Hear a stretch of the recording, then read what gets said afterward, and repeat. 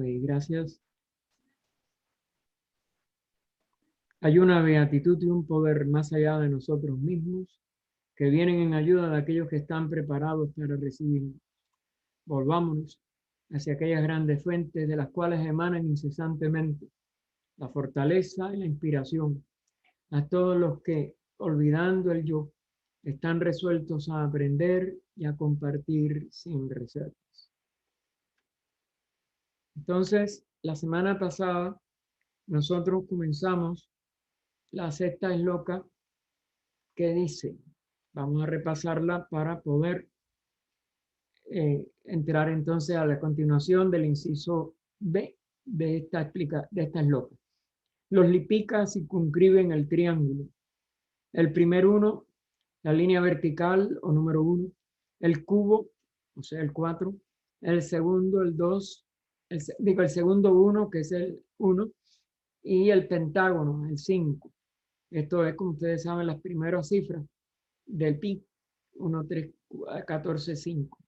Dentro del huevo, que es el círculo.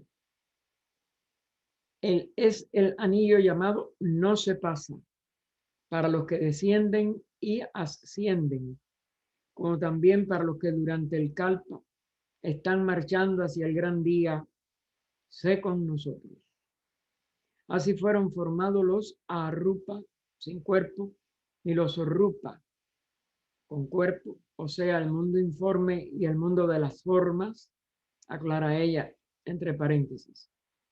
De la luz única, 7 luces. De cada una de las 7, 7 veces 7 luces. Las ruedas vigilan el anillo. Habíamos visto la primera parte. De todas maneras, vamos a repetirlo, repito, porque hay hermanos hasta que no estuvieron. La estancia prosigue con una descripción minuciosa de los órdenes de la jerarquía angélica. Del grupo de 4 y 7 emanan los grupos de 10 nacidos de la mente, o 12 o 21, etc. Están todos estos divididos a su vez en subgrupos de septenas, novenas, docenas y así sucesivamente, hasta confundirse la mente en esta enumeración interminable de huestes y seres celestiales, cada uno con su función distinta en el gobierno del cosmos visible durante la existencia del mismo. Con respecto al A, que es lo que comenzamos, nos va a decir el significado esotérico, o sea, el profundo, el más interno de la primera sentencia de la esloca, es que los llamados lipika, los registradores del libro de contabilidad kármico, constituyen una barrera infranqueable entre el ego personal y el yo impersonal, o sea, entre la personalidad y la individualidad, que es ya, por eso con mayúscula, que se manifiesta inmortalmente, a diferencia de la personalidad, que siempre es mortal. Ellos circunscriben al mundo manifestado de materia dentro del anillo no se pasa. Este punto es el símbolo objetivo de uno dividido en los muchos, pero mayábicamente. Nunca hay una división de la realidad, sino de sus aspectos manifestados y sus apariencias manifestadas. En los planos de ilusión, de Adi, el primero, o de Eka, el uno. Y este uno es la agregación colectiva o totalidad de los principios creadores o arquitectos de nuestro universo visible. Después de hacer este repaso y los que no hayan podido oír las otras explicaciones, pues pueden entonces, después que terminemos, ir a la grabación y poder entonces comprender lo que ahora en el repaso no podemos volver a explicar. Y entonces continuamos con el estudio ya para hoy. De la alegoría, los Lipica separan el mundo o plano del espíritu puro del mundo de la materia.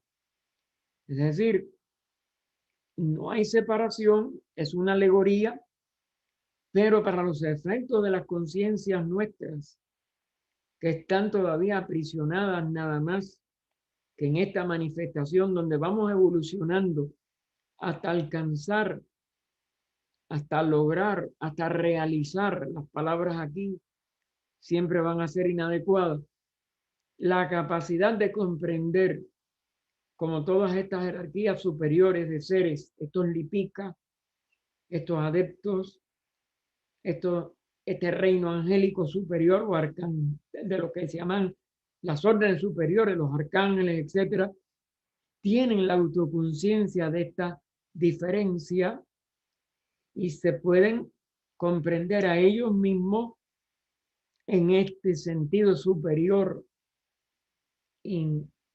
inmortal, aunque se estén manifestando como nosotros, a través de cuerpos, a través de aspectos de la materia con forma que parece que están separados.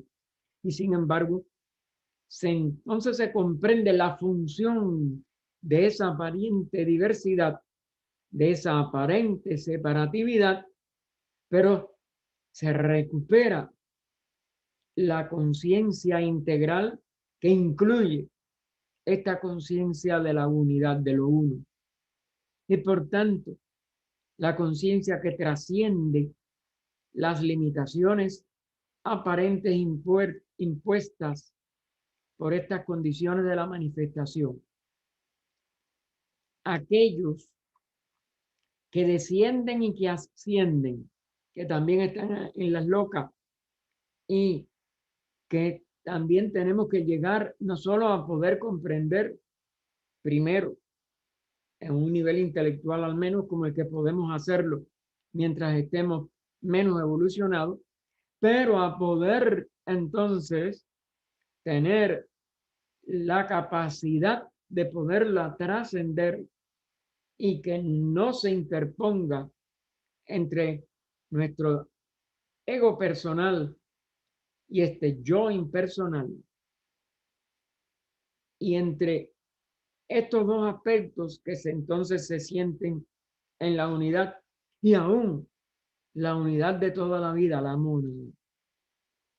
Y es por eso que ella dice, entre paréntesis, aclara, ya esta capacidad de ascender y descender que ahora no tenemos, las mónadas que encarnan y los hombres luchando por la purificación y ascendiendo, pero que no han alcanzado todavía la meta. Vamos ascendiendo hasta cierto punto, pero no tenemos el dominio ni de todo el descenso ni de todo el reascenso.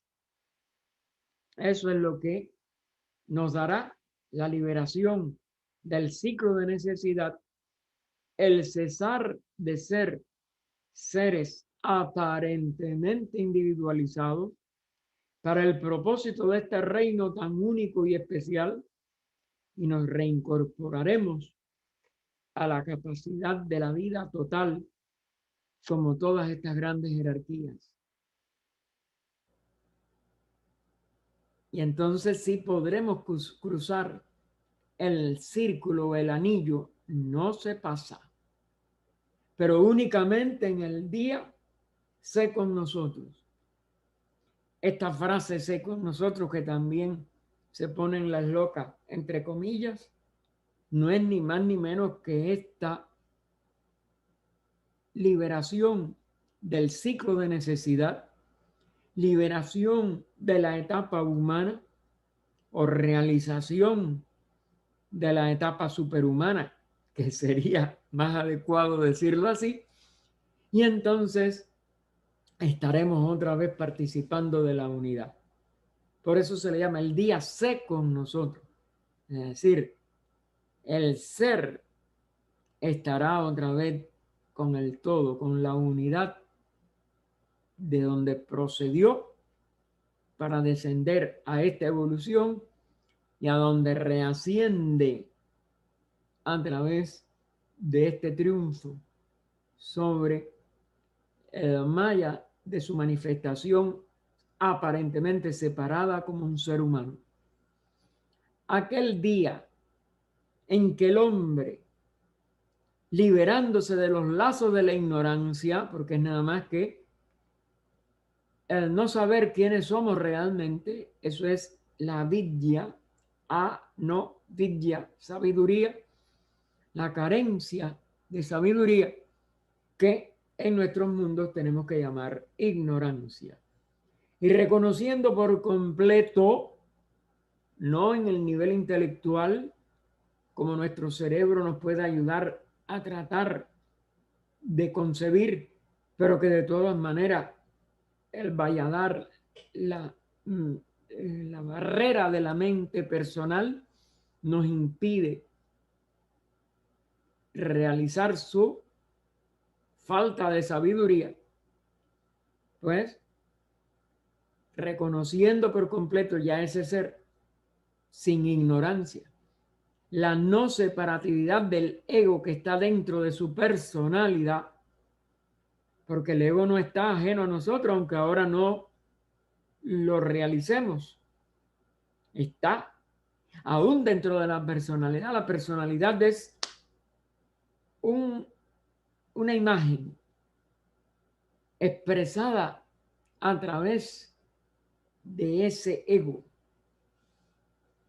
y por medio de ese ego, pero que en la personalidad está totalmente ciega de su verdadera ser interior y lo único que le da verdadera vida. Y mientras tanto creemos que la personalidad, que no es nada más que un reflejo y habitando en una personalidad o convertida en una personalidad erróneamente considerada como suya propia, nos aclara ella no es nuestra, ella no está separada, ella no es nada más que una imagen, ella es el mismo ego universal en su esencia. Y por eso en la personalidad parece que está separada de ese ego universal, que es la única realidad. El ego aún individual es otro reflejo. Y por eso la universalidad de la realidad, de la conciencia que puede expresarse como un alma divina, es ese ego universal que es el ánima supramundi. Es decir, lo que anima aún a lo que está más allá de este mundo. Supra, por encima. Se sumerge, por tanto, en la esencia una.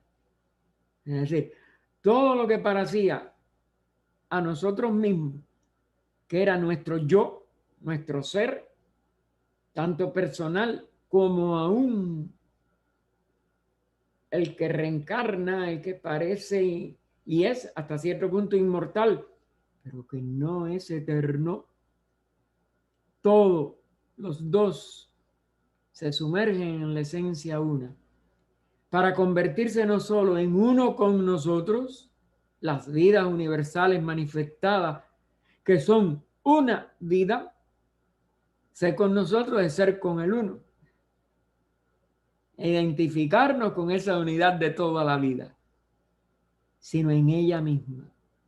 Es decir, nos volvemos a despertar en lo que somos.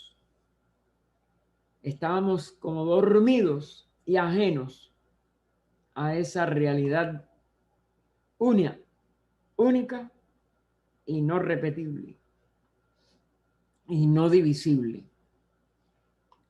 Astronómicamente, que tiene un aspecto también, como en todo lo que la manifestación, como es natural, no es falsa en sí misma, sino que aparece de una manera como diferente, como separada, etcétera. Pero entonces ese anillo no se pasa astronómicamente. El anillo no se pasa, que los Lipica trazan en torno del triángulo del primer uno, es decir, 1, 3, 14, 15, ¿no? Estamos volviendo otra vez a pi. El segundo término es el triángulo que es trazado por estos Lipicas. Del cubo, el 4 que sigue después al segundo 1, del segundo 1 y del pentágono, que es el 5. Para transcribir estas figuras, se muestra nuevamente que contiene el símbolo de 3, 14, 15. O sea, el coeficiente usado constantemente en las matemáticas, el valor de pi, porque las matemáticas es una ciencia que nos puede ayudar mucho en este camino de retorno a nuestro hogar, a nuestro ser, a nuestra única realidad. Representando aquí las figuras geométricas, cifras numéricas. Recuerden que pueden ser consideradas como números, pueden ser y como entidades de esos números, porque todo número es una entidad, pero también con el triángulo, el cubo y el valor del pentágono. Todo eso no es nada más que puntos de apoyo para que la conciencia retorne a despertar en sí misma, en el verdadero centro total de sí mismo, que es el universo. Y pasamos a el inciso B. Ningún espíritu, excepto los registradores, o sea, los Lipica, que están vistos en un plano, vamos a decir, de 2 dimensiones, como 4 direcciones, es decir, los 4 puntos cardinales, pero que recuerden que en sí son 7. Así que ningún espíritu, excepto los registradores, los Lipica, ha cruzado jamás la línea prohibida de ese anillo, ni la cruzará ninguno hasta el día del próximo pralaya. Es decir, aquí hay 2 sentidos que tenemos que ver en ese no se pasa. Está de autodescubrimiento de la unidad nuestra con todo, y está el sentido de que el anillo, en un sentido de manifestación, no puede separar, no puede pasarse, porque separa lo finito de lo infinito. Y entonces eso está, vamos a decir, simbolizado en la palabra pralaya. Es decir, toda manifestación, por inmensa que sea, es finita. Toda manifestación de todos los seres en el periodo de manifestación tienen también un tamaño, no solo en cantidad, sino en dimensiones de expresión. Y solamente se regresa a lo infinito, a la seidad que nosotros vimos descrita por negaciones en la primera estancia,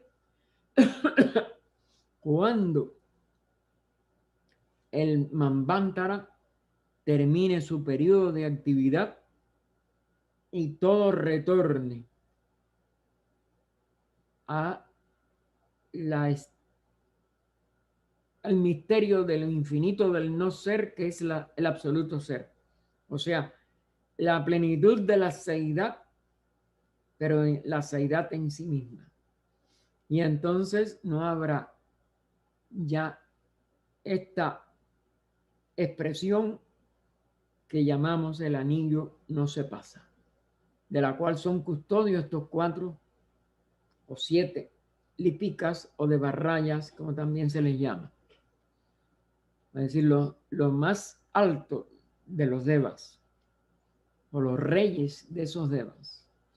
Los espíritus, por lo tanto, a que se hace referencia como los que ascienden y descienden, son las huestes, a veces llamadas por ellas también, o por ella y por todos los esotéricos, jerarquías, de lo que llamamos en términos generales seres celestiales. Es decir, reinos o jerarquías o huestes de seres que es un solo ser, pero de todas maneras, nosotros desde aquí, desde nuestra posición no autorrealizada de la realidad, los vemos como múltiples jerarquías, llamadas después, sobre todo en la terminología del ocultismo de los maestros y de la fraternidad de maestros que enseñó a HPB y comunicó al mundo parte de esta sabiduría, pues llaman las jerarquías de Dian Chohans. Dian es una palabra, o la frase Dian Chohan es sánscrita, señores, Chohans y Dian de la inteligencia, los Dianis,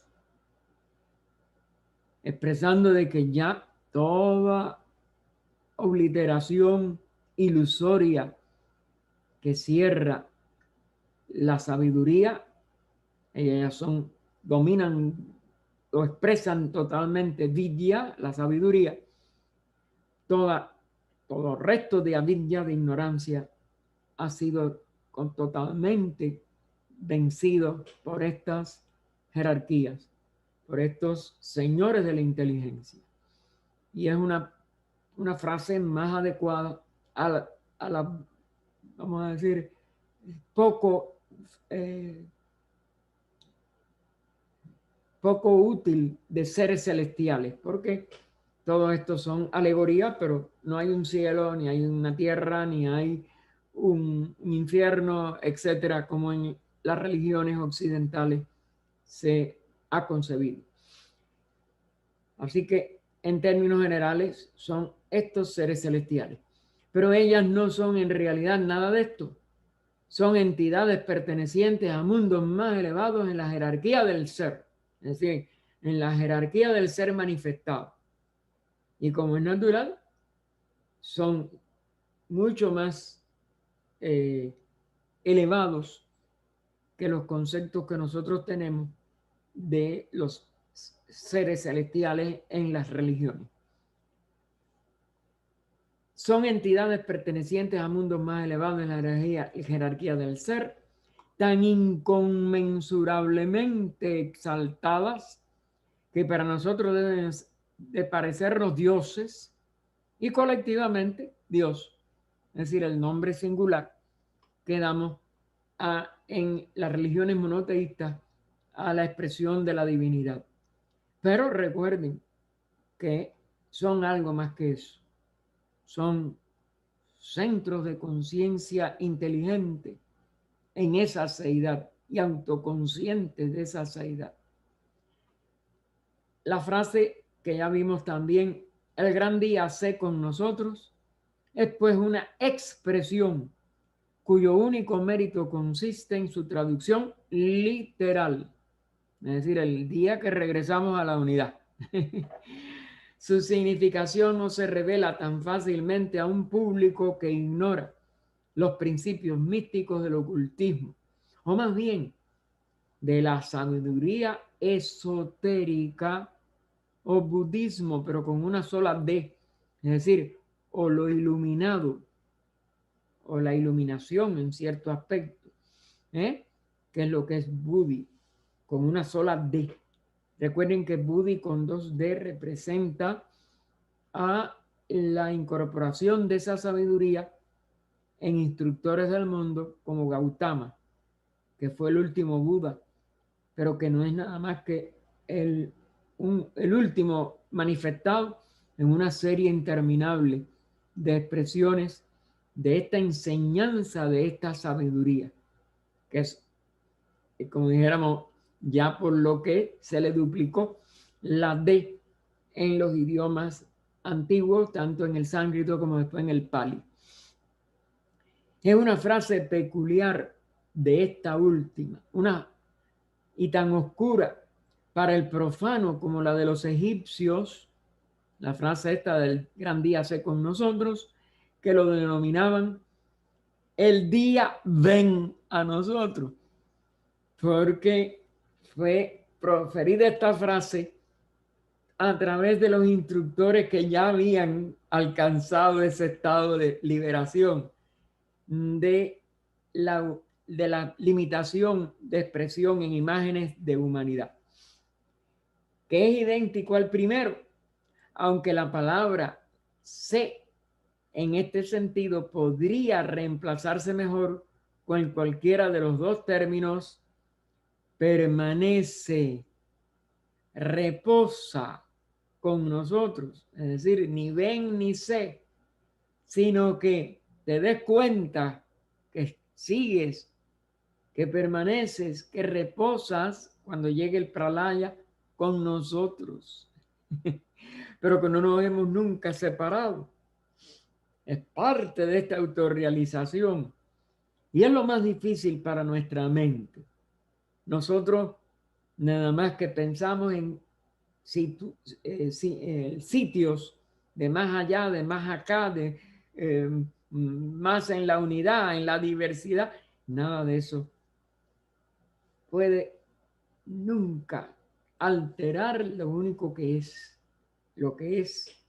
Frase muy insistida siempre por uno de los grandes que tuvo el siglo XX, que fue Krishnamurti, aunque nació a fines del XIX, pero bueno, toda su vida consciente y sus enseñanzas fueron en el siglo XX. Así que los dos términos permanece o reposa con nosotros, que el pralaya es un reposo, es una permanencia de la cual nunca se va a alterar nada, pero que entonces llega a un estado de reabsorción en esa seidad y por tanto se le denomina en el hinduismo la noche de Brahma, en contraste con el día, que es cuando aparece toda esta todas estas expresiones mayávicas, que es una sola expresión de la manifestación y del funcionamiento de la ley de evolución y karma. Puesto que se refiere al largo periodo de reposo llamado paranirvana por el budismo. Para, más allá, nirvana, aún más allá del reposo temporal de los que se liberan de la rueda de nacimientos y muerte o de la experiencia humana aparentemente individualizada. Y ahí termina, por tanto, la última esloca de la estancia quinta. Pasamos a la estancia sexta, que ya va a ser la penúltima y la que va a incluir la referencia a la humanidad y a sus primeras expresiones y a muchas más expresiones que vamos a poder quizás comprender mejor en el segundo volumen de Inglés de la Doctrina Secreta y la segunda parte de este compendio, que es lo que se llama antropogénesis, es decir, cómo nació. Claro, nacimiento sabemos que no es propio también de la realidad, pero la apariencia es que nacemos como seres humanos y que cada humanidad nace en un periodo del Manvantara, cuando ya esta diferenciación creciente que hemos ido viendo de la estancia tercera a la quinta, que acabamos de terminar, se completa con los reinos que van expresando su aparente diversidad y entran entonces en este sentido más profundo, más autoconsciente del reino humano, séptimo de 7 que estudiamos en el ocultismo actual, aunque se sabe que hay otros reinos, pero no directamente enlazados con la evolución de nuestro reino humano, que es el séptimo de otros reinos anteriores. Sabemos del animal, sabemos del vegetal, del mineral, y el ocultismo nos enseña 3 otros reinos elementales, llamados elementales, que conducen hacia ese reino mineral. Estancia sexta, entonces vamos a la primera esloca. Por el poder de la Madre de Misericordia y conocimiento, Kuan Yin, hay una llamada que nos dice, antes de explicarlo, esta estancia se ha traducido del texto chino. HPV tradujo de textos tibetanos, de textos chinos, donde era, como dijéramos, más asequible al entendimiento de esta humanidad que no había conocido de estas estancias de ninguna manera. Así que ella aclara, esta estancia se ha traducido del texto chino y se han conservado los nombres dados como equivalente de los términos originales, que provienen no del sánscrito solo, que se usó por en algunas líneas del ocultismo de la India, sino del Sensar, que era la lengua madre de todos los iniciados, que se fue, como diríamos, difundiendo entre los discípulos de los grandes iniciados de la antigüedad y se mantiene. HPV es de las que pudo aprender parte de estas enseñanzas en Sensar o Sensar. Y entonces nos dice ya, ningún sistema religioso exotérico, con X, es decir, externo, de las religiones que conocemos, más o menos algunas, ha adoptado jamás un creador femenino. Así es que la mujer ha sido considerada y tratada desde el principio mismo de las religiones populares como inferior al hombre. Tan solo en China y en Egipto es donde Kuan Yin en China e Isis en Egipto fueron consideradas a la par con los dioses masculinos, porque no puede haber manifestación sin que la unidad de la seidad se polarice como un aspecto activo o masculino y un aspecto de matriz, de espacio, de expresión de fuerzas como femenino. Y por tanto los dos, si no existe sobre todo la función materna de ese espacio procreador, la función masculina no podría funcionar. Y por tanto, no hay posibilidad de, si damos alguna precedencia para considerar su importancia, de desconocer a ese espacio madre, a esa madre de misericordia en China, Kuan Yin, y a Isis en Egipto. El esoterismo pasa por alto ambos sexos. En realidad, todo surge de una unidad, sigue siendo una unidad, y los dos sexos nada más que son funciones transitorias, mayábicas, durante los periodos de manifestación. Pero si lo vamos a considerar como relativamente importante, la madre es más importante porque sin ella traernos en el seno, no podría haber un nuevo ser, aunque ya existiera un germen apropiado. Y entonces nos dice, el esoterismo pasa por alto ambos sexos. Su deidad más elevada carece de sexo y de forma. No es ni padre ni madre. De ahí que en la primera estancia, en inglés, ella usara una palabra neutra, the eternal parent. Parent es progenitor o progenitora, lo que hace la progenie, lo que puede dar lugar al nacimiento de algo. Y eso es un parent, que no tiene connotación ni masculina ni femenina. Pero en español no tenemos eso. En español lo tenemos que decir progenitor o progenitora. Y entonces hay que poner una desinencia y ya ahí quedamos apresados. En inglés, el parent soluciona. Y sus primeros seres manifestados. No es ni padre ni madre, y sus primeros seres manifestados, tanto celestiales como terrestres, se convierten en andróginos. Es decir, según aumenta la apariencia de su diferenciación, empiezan a aparecer andróginas características. Es decir, lo que van a hacer los dos aspectos separados después del padre y la madre.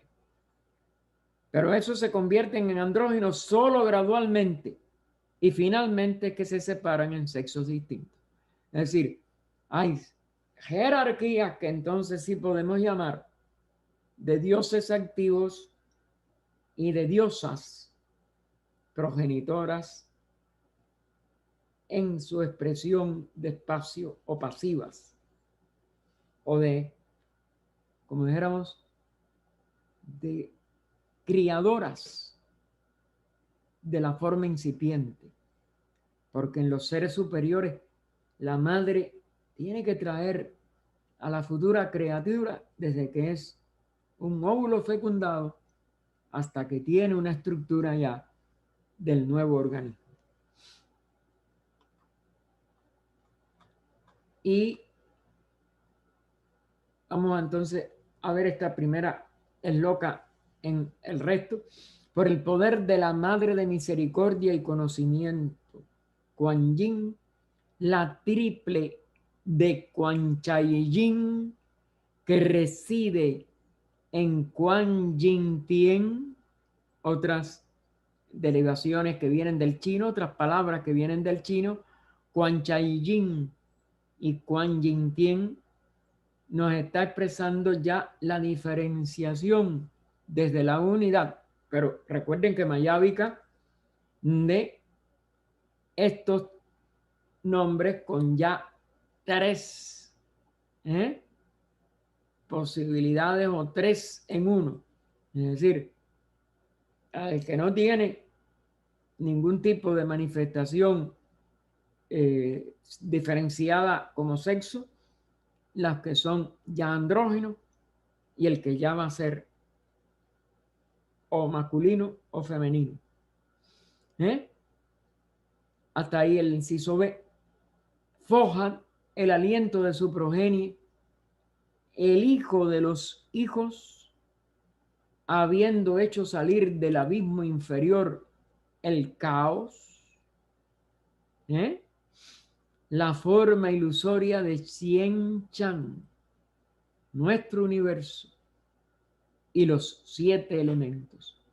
Es decir, aquí hace una síntesis de la diferenciación usando términos chinos al principio y después Fohat, que ya lo hemos visto, Caos, que ya lo hemos visto, Hijos de Dios, que ya lo hemos visto en las estancias antes, hasta llegar a la expresión de nuestro universo, que en chino, vuelve a haber un término chino, ellos llaman Cien Chan. Pero ya también nos vuelve a poner en términos que hemos usado la centenaria expresión que es, como si dijéramos, característica de toda esta expresión del maya del universo, de su manifestación. El 7, recuerden lo importante que es ya en precedentes estancias y vamos a seguir viendo su importancia en las explicaciones que siguen. Así que va a explicar ella entonces esta Madre de Misericordia. Dice, la Madre de Misericordia y de conocimiento. Es llamada la triple de Quan Chai Yin, porque en sus correlaciones metafísicas y cósmicas es la madre, fíjense cómo pone triple y madre otra vez entre comillas, la esposa y la hija del Logos, madre, esposa e hija.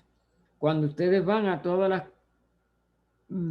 expresiones femeninas de cualquiera de las trinidades, aún la Trinidad cristiana, la parte femenina la haría en su sentido más abstracto, lo que es el Espíritu Santo, que después se masculinizó, pero con las primeras tradiciones cristianas era nuestra madre el Espíritu Santo.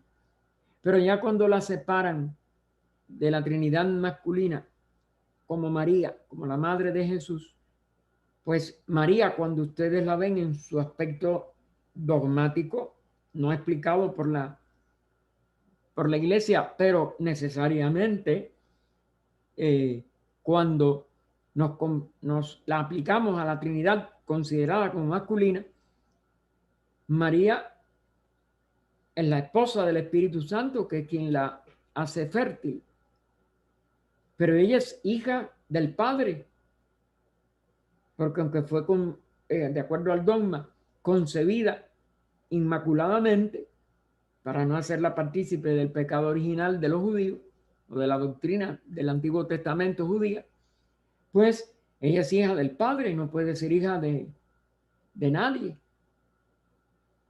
Pero a través del Espíritu Santo, de quien hace una función que la hace fértil, trae al Hijo. Y ese Hijo es el Hijo, la segunda persona. No es Jesús solo, es Jesucristo. Esto está igual en todas las cosmogonías cuando ustedes las profundizan de toda la humanidad. Porque no puede haber nada manifestado aparentemente diferenciado que no tenga esta connotación a la vez una y triple, aunque sea mayábicamente, y por tanto toda esta unidad, cuando aparece como una dualidad, como una trinidad, pues tiene todo dentro de sí y sigue siendo la misma unidad. Por eso ella es madre, esposa e hija del Logos, es decir, del aspecto como es natural del Padre, cuando vamos a la Trinidad. Porque todo es una expresión donde no existe ese tipo de relaciones de la seidad, que no es un ser. El primer ser es el Logos, el Verbo, como nos dice el Evangelio de San Juan. En el principio era el Verbo era con Dios y el Verbo era Dios. Pero es en el principio de la manifestación, es decir, el primer ser, la primera expresión de un ser. Que aún el Evangelio, que el Génesis omitan a la seidad, es inevitable en el exoterismo, pero es totalmente necesaria en el esoterismo, porque no se puede prescindir. Pero eso no es el primero, ni es la primera causa. Como lo vimos en la primera estancia, es la causa sin causa. Y no es un ser. El primer ser es el Logos. Y por ello, el Logos es el Padre de todo, pero a su vez, en su función femenina, es la esposa de la madre, y en su resultado como Trinidad, es Padre-Madre del Hijo. Y entonces todo esto es justamente como en las últimas versiones teológicas se ha convertido en el Padre, Hijo y Espíritu Santo femenino, la Sakti o energía, la esencia de los tres. La esencia de los tres no es un ser, es la absoluta seidad, la absolutividad. Eso es cómo podemos ir sacando una comprensión de esta loca que nos retrotrae al misterio insondable de la primera. Y entonces nos dice, Kuan Yin Tien, que es la otra frase china empleada en el inciso B, que reside, es donde reside Kuan Chai Yin en Kuan Yin Tien. Lo triple reside en este, vamos a decir, estado. Significa el ciclo melodioso del sonido. Porque es a través del logos. ¿Se dan cuenta? Que expresa una melodía. Aquí dice cielo, pero me parece que debe ser un ciclo. Porque es el ciclo de todo el Manvantara. Pero bueno, habría que verlo en la versión inglesa. La mansión de Kuan Yin. Bueno, puede ser cielo en el sentido de lugar, de espacio. O la voz divina. Recuerden, el logo no es nada más que vibración de la palabra. Y se expresa también en niveles superiores o en el espacio más superior de todos, que bueno, se le puede llamar también un cielo, pero también en el ciclo total del Manvantara. Esta voz es un sinónimo del verbo o la palabra, el lenguaje, como expresión del pensamiento. Cuando ya lo vemos reflejado en toda la manifestación, en el pensamiento divino o la inteligencia divina actuando a través de un espacio aparentemente multiplicado, aunque siga siendo la misma unidad total que no se divide. Recuerden esto siempre también. Y pasamos a la esloka segunda. El veloz y radiante uno produce los 7 centros laya. Palabra laya ya la hemos visto en las estancias primeras, sobre todo en la primera y la segunda. Es sánscrita esta palabra, del sánscrito laya, el punto de materia en donde ha cesado toda diferenciación, que lo vemos como un punto del espacio, porque aquí espacio, al cesar toda manifestación, está indiferenciado, pero sigue siendo un punto específico de donde va a surgir o a resurgir cualquier aspecto diferenciado aparente de la manifestación. Este es otro de los términos dificilísimos para la mente. Porque sigue siendo una unidad, produce 7 centros laya. ¿Por qué? Porque todo sistema, sobre todo planetario, pero aún el solar, aunque tenga sus múltiplos de 7, va a tener básicamente 7 puntos originales de diferenciación en ese espacio abstracto absoluto primero, durante todo el Mahapralaya, que está ya expresándose con un espacio objetivo en Maya como una aparente diferenciación. Y por tanto, dentro de esa diferenciación, tiene que surgir a través de 7 expresiones ya. Y estos son los 7 centros laya. O lo que diría un científico en las modernas teorías, el punto del Big Bang.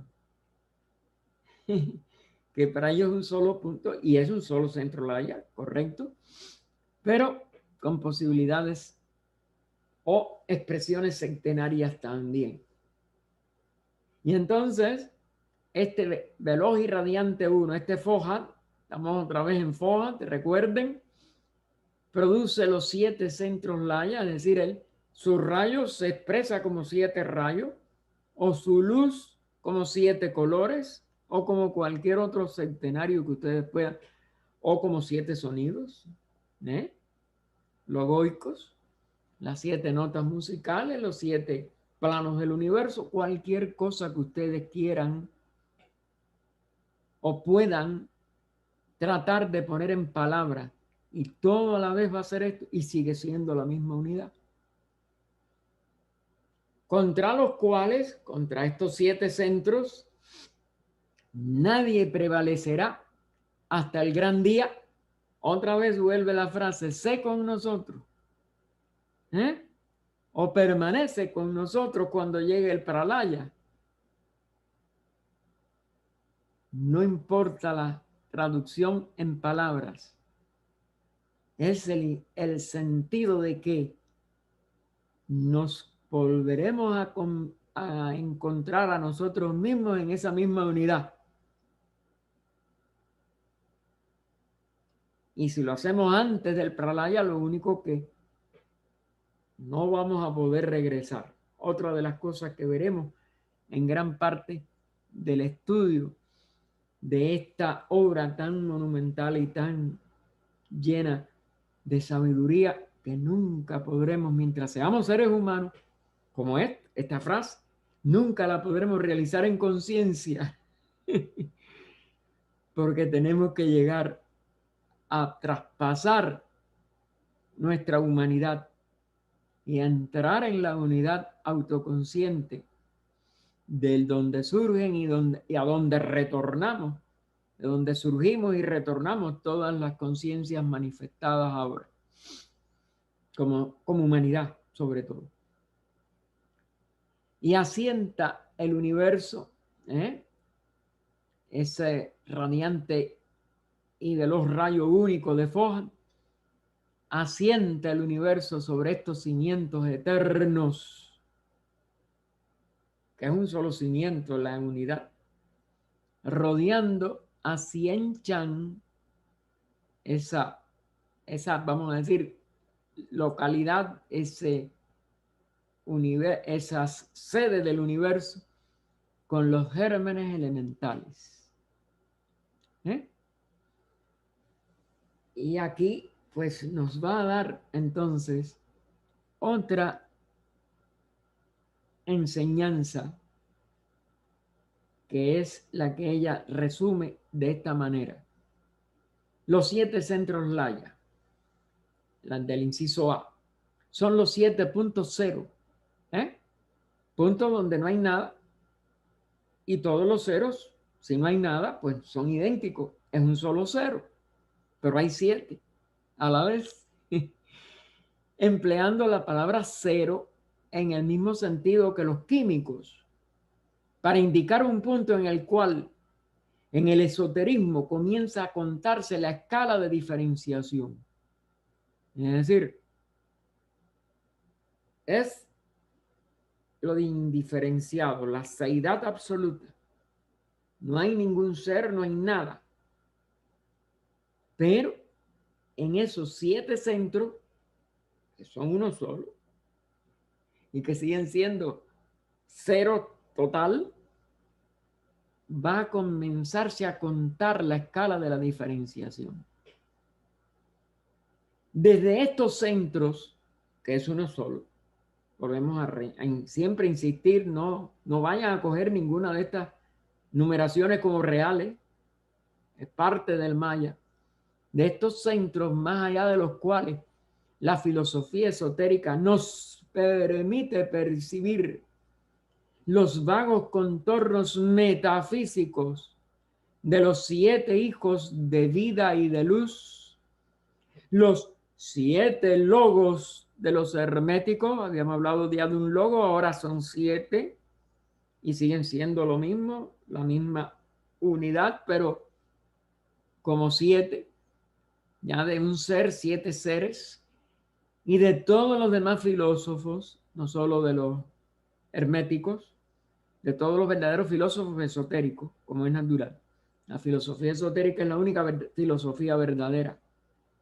Es el único amor a la sabiduría. Los demás puede dársele ese nombre, pero no son dignos de que lo tengan.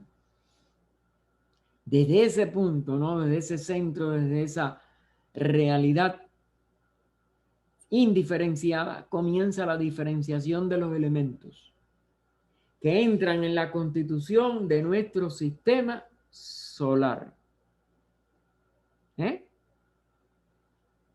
Como se dice muy bien en las conferencias sobre el Bhagavad Gita dadas por Subarrao en una convención de 1800, creo que fue 86, en Adyar, en nuestra sede internacional, donde los fundadores todavía regían, bueno, Olcott en el 86 ya creo que, sí, porque se publicó en el 87. HPB tuvo que estar todo esto desde Europa, a donde ella se tuvo que ir por enfermedad y por su extenuación en 1885.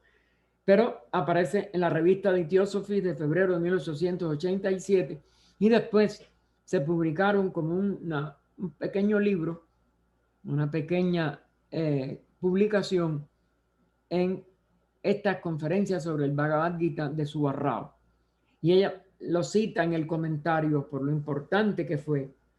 Todo el cosmos con K, fíjense que abarca todo lo manifestado y lo inmanifestado en el nivel de los 7 planos del universo visible y 7 todavía más inconcebibles en lo invisible, debe necesariamente existir en la fuente una de energía, de la cual emana esta luz. Nos ratifica, Foja. Porque todo es Foja y todo está en Foja y todo es Foja, porque nada carece del espíritu, ya sea en su aspecto concebible, manifestado, ya sea en su esencia.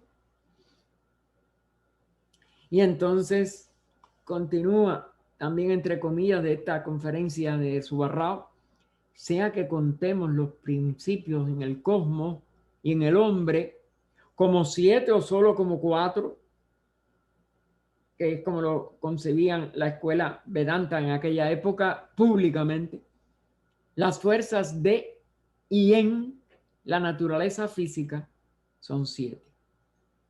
Es decir, no importa cómo después el sistema o el subsistema de estudio de la manifestación, que era 4 originalmente, después algunas de estas escuelas aún accedieron al 5º, porque estamos ya en la 5ª raza, etcétera, pero originalmente eran 4, que eran lo que correspondían a los 4 elementos manifestados: tierra, agua, aire, fuego. El éter, que es el 5º, todavía no es visible, lo será al fin de nuestra etapa. Porque, y vuelve a poner entre comillas de Subarrao, precisamente así como un ser humano está compuesto de 7 principios, la materia diferenciada en el sistema solar existen 7 condiciones diferentes. Lo mismo sucede con Foja. Lo mismo sucede con Foja. Todo lleva la misma, como dijéramos, ley. Es una ley de la manifestación. Y en la llamada nos dice, Foja tiene varios significados. Véase la estancia 5ª, comentario et infra. Como se ha dicho, es llamado el constructor de los constructores, porque nuestra cadena centenaria fue formada por la fuerza que él personifica. Y por eso todo tiene esta derivación y sigue siendo la misma unidad. Recuerden. Él es 1 y 7. Y en el plano cósmico, ya con C, es decir, el que incluye nuestros 7 planos al llegar al físico, se halla tras todas las manifestaciones tales como la luz, el calor, el sonido, la cohesión, etcétera y etcétera. Y es el espíritu de la electricidad, que es la vida del universo. Como abstracción le llamamos la vida una. Como realidad objetiva y evidente, hablamos de una escala centenaria de manifestación que comienza en el peldaño superior con la causalidad una incognoscible, la seidad, y termina como mente omnipresente y vida inmanente en cada átomo de materia. La mente, no, la inteligencia, aún como mente limitada, vamos a decir, está presente en todo, aún en un átomo. Y la vida es idéntica, está presente en cada átomo de materia, es decir, no hay materia muerta. Así, mientras la ciencia habla de su evolución a través de la materia grosera, fuerzas ciegas y movimiento insensible, los ocultistas indican la ley inteligente y la vida consciente y añaden que Foja es el espíritu guía de todo esto. Vamos a dejarlo aquí al final de la página 78 y continuaríamos el 25 de julio, que es el próximo domingo.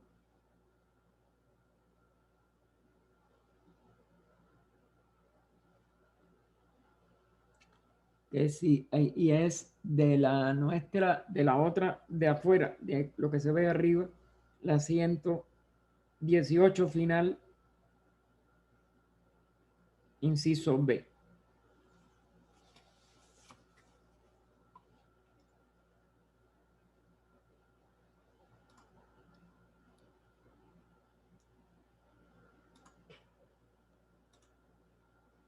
Dios, me fui de aquí. Ah, porque tengo que volver. Espérense.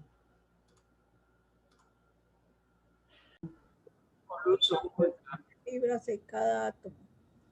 O luz oculta que brillas en cada criatura. O amor oculto que todo lo abarcas en la unidad de cada ser que se sienta uno contigo. Sepa que por lo tanto es también uno con todos los demás. Paz, paz, paz a todos los seres. Me disculpa un momentico, el que quiera hacer pregunta en un minuto lo